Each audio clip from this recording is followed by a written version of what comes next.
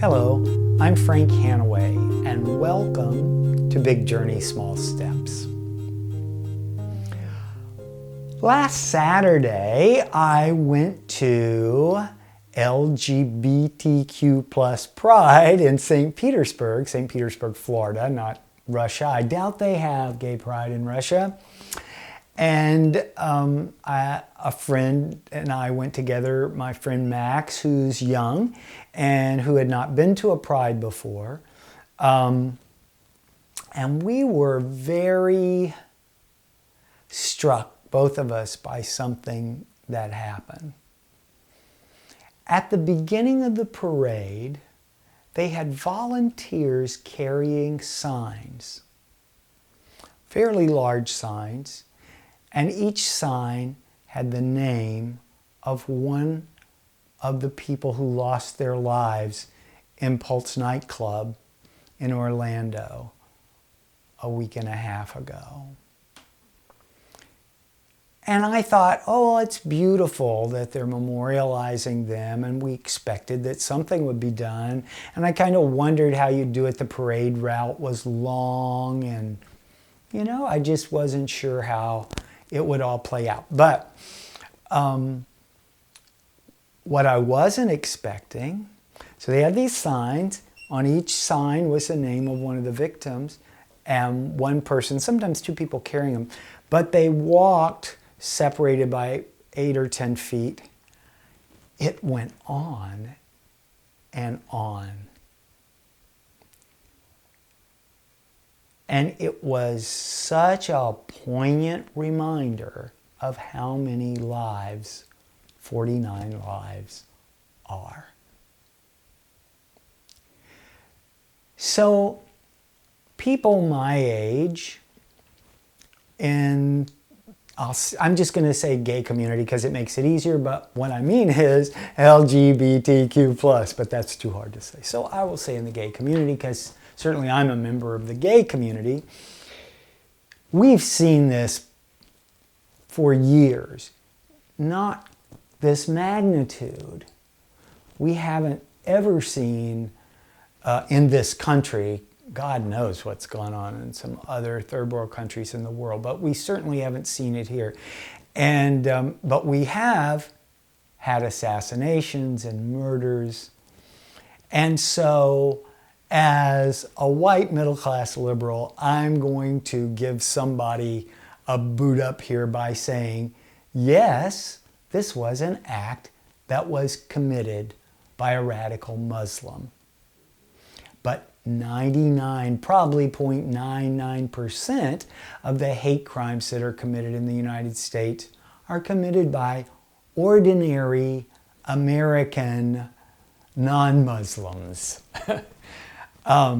Matthew Shepard certainly was, if you've forgotten that story, it was a young man who was picked up in a bar in Laramie, Wyoming by two straight guys, and one of them had a girlfriend or something, and nobody knows exactly what happened. It was the early 90s, I'm thinking 91 or 92, somewhere in there, it might have been a little later. They took him out and tied him to a fence and pistol whipped him and left him to die.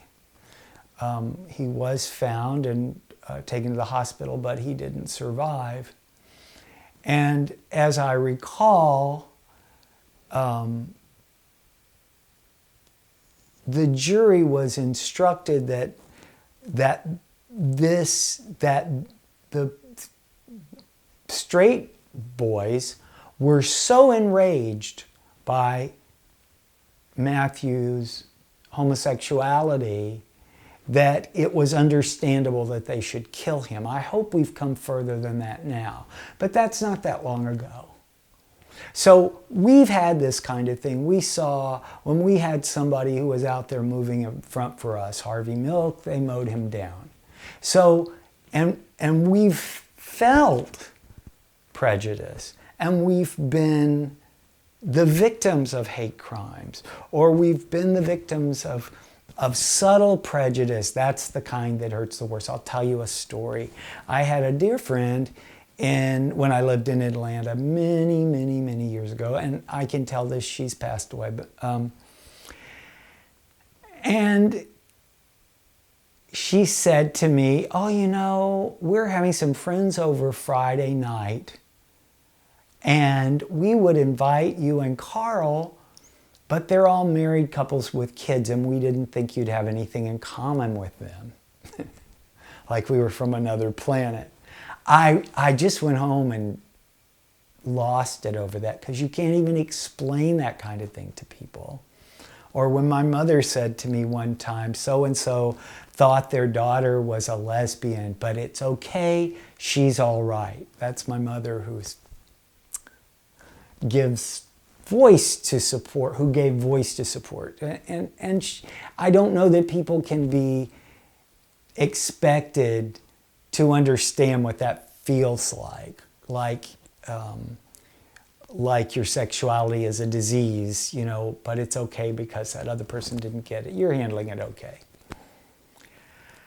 So in humans, when this sort of things happen, there's a tendency to polarize. And I had already made this video, and I made a statement in it that ended up bothering me very much. And I really liked the video, and I said some things, I hope I repeat them. But I said one thing that when I looked back on it, I thought this might be fragmenting. This might be polarizing. And I'm reshooting the video because of that, because what I believe is the only way to combat hatred is with love.